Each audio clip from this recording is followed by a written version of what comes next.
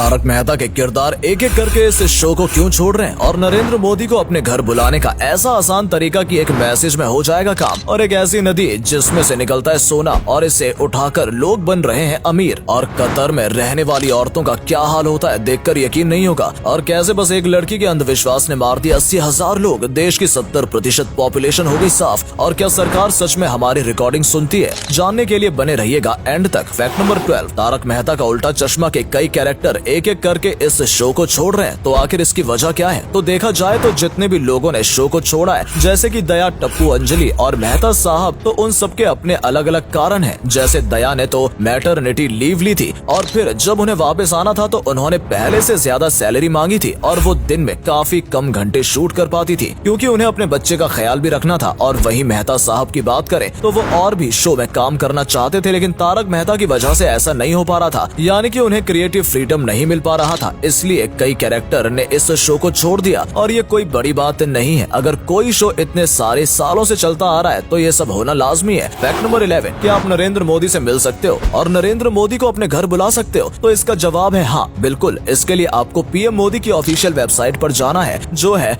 pmindia.gov.in और इस पर जाकर आपको ऑप्शन मिलेगा राइट टू पीएम। यहाँ पर आपको पीएम मोदी से मिलने की वजह लिखनी है और अगर आपकी वजह जेन्युइन है तो सब कुछ सेट किया जाएगा और आप कहाँ, कितने बजे और कैसे पीएम मोदी से मिलोगे। और कई बार तो लोकेशन आपके घर की भी सेट की जा सकती है, लेकिन ध्यान रहे इसे टाइम पास के लिए इस्तेमाल करना कानूनी अपराध है। फैक्ट नंबर 10, क्या हमारी सरकार हमारी कॉल रिकॉर्डिंग करती है? तो इसका जवाब है बिल्कुल नहीं, लेकिन इसमें भी कुछ एक्सेप्शन है। जैसे कि अगर किसी व्यक्ति की बहुत ही ज्यादा हाई लेवल पर जॉब है और अगर उसके खिलाफ कुछ भी शक होता है तो हमेशा उसके कॉल को ट्रेस किया जाता है और उसकी हरकतों पर नजर रखी जाती है, यानी कि कॉल रिकॉर्डिंग भी चेक की जाती है। और अगर किसी व्यक्ति की कोई बड़ी जॉब नहीं है पर अगर उन्हें शक होता है तो उसकी भी कॉल रिकॉर्डिंग की जाती है और उस पर भी नजर रखी जाती है। ये सब कुछ देश की सेफ्टी के लिए किया जाता है। पर अगर आप कोई नॉर्मल व्यक्ति हैं जो चुपचाप अपना काम कर रहा है तो आपका कॉल नहीं सुना जाएगा क्योंकि सरकार के पास भी इतना टाइम नहीं है। फैक्ट नंबर 9, एक ऐसी नदी है जिसमें से सोना निकलता है। आपको बता दें कि इस नदी का नाम स्वर्ण रेखा नदी है। जैसा इस नदी का नाम है वैसा ही इसमें से सोना भी निकलता है। ये नदी झारखंड में बहती है। यहाँ रहने वाले स्थानीय लोगों की कमाई का साधन ये नदी है। यहाँ के लोग रोजाना नदी किनारे जाते हैं और पानी को छानकर सोना इकट्ठा करते हैं। झारखंड के तमाड़ और सारंडा जैसे इलाकों में नदी में से सोना छानने का काम लोग सदियों से करते आ रहे हैं। पर आपको जानकर हैरानी होगी कि सैकड़ों सालों बाद भी वैज्ञानिकों को ये पता नहीं चल पाया है कि इस नदी में सोना क्यों बहता है। फैक्ट नंबर 8, परफेक्ट राइस यानी कि मुरमुरे को तो आप खाते ही होंगे, लेकिन क्या आपको पता है ये बनता कैसे है? इसे बनाने के लिए चावल को लिया जाता है और ये हमेशा टॉप क्वालिटी का चावल नहीं होता है। इस चावल को पहले कुछ देर पानी में भिगोकर रखा जाता है। इसके बाद इसे पहले तवे में सेका जाता है जैसे कि आपको ये दिख रहा होगा और तवे में सेकने के बाद इसे फिर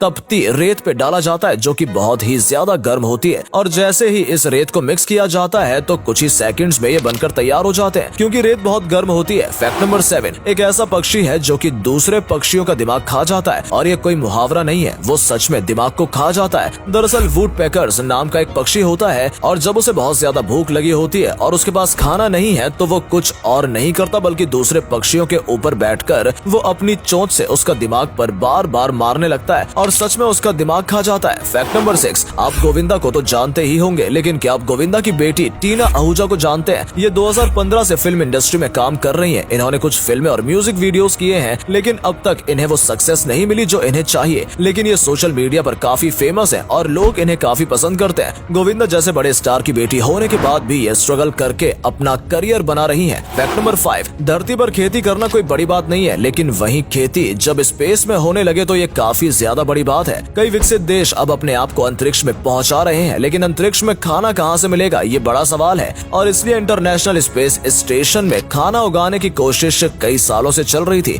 और 2015 में उसे पहली बार उगाकर खाया गया। यहाँ पर मिट्टी और पानी का प्रबंध तो हो जाता है लेकिन सनलाइट नहीं, जिसके लिए यूवी लाइट्स का इस्तेमाल किया जाता है और यही इंसानों का भविष्य हो सकता है। फैक्ट नंबर 4, दोस्तों सोचिए आप बीच पर मजे कर रहे हो और इतने में आपको इतनी बड़ी लहर आती हुई दिखे, यकीनन ये काफी ज्यादा डरावना होगा। इस क्लिप में इतनी बड़ी बड़ी लहर दिख रही है कि अगर ये बड़े पत्थर की दीवार यहाँ ना होती तो इनमें से एक भी व्यक्ति जिंदा नहीं बचता। और भले ही यहाँ पर पत्थर की बड़ी दीवारें मौजूद हैं, लेकिन ये लहर इतनी ज्यादा खतरनाक है कि वो अंदर मौजूद पानी पर भी प्रभाव डाल रही है। ऐसे में सोचिए अगर इनमें से एक भी पत्थर को कुछ हो गया तो इन लोगों का क्या हाल हाल होगा। फैक्ट नंबर 3, कतर में रहने वाली महिलाओं का क्या हाल होता है। कतर में रहने वाली महिलाएं आपको हमेशा काले बुर्के या फिर अलग अलग रंग के हिजाब में ही दिखेंगी, लेकिन यहाँ की औरतों के लिए पोशाक कोई बड़ी दुविधा नहीं है। ये तो खुद पोशाक का पालन करती हैं, पर इनकी असली प्रॉब्लम है यहाँ का एक बहुत अजीब नियम, जिसके तहत महिलाओं को हमेशा पुरुषों के गार्जियनशिप में रहना पड़ता है। यानी जिंदगी के हर जरूरी और अहम फैसले के लिए उनको अपने पुरुष गार्जियन की लिखित अनुमति लेनी जरूरी है। अगर उनके पास ये अनुमति नहीं है तो वो फैसला नहीं ले सकती है, चाहे फिर ये कॉलेज में दाखिला लेना है, विदेश में पढ़ना हो, शादी करना हो या फिर तलाक लेना हो। ये भले ही काफी गलत लगता है, लेकिन यहाँ का हर इंसान इसे सख्ती से निभाता है और इसी के खिलाफ यहाँ की औरतें खड़ी हो रही हैं। और अगले फैक्ट पर जाने से पहले इस फोटो को ध्यान से देखिए और बताइए आपको किसका फोटो दिखाई दे रहा है। इससे पता लगेगा आपका दिमाग और आपकी आंखें कितनी तेज है। आपको मिलते हैं 5 सेकेंड।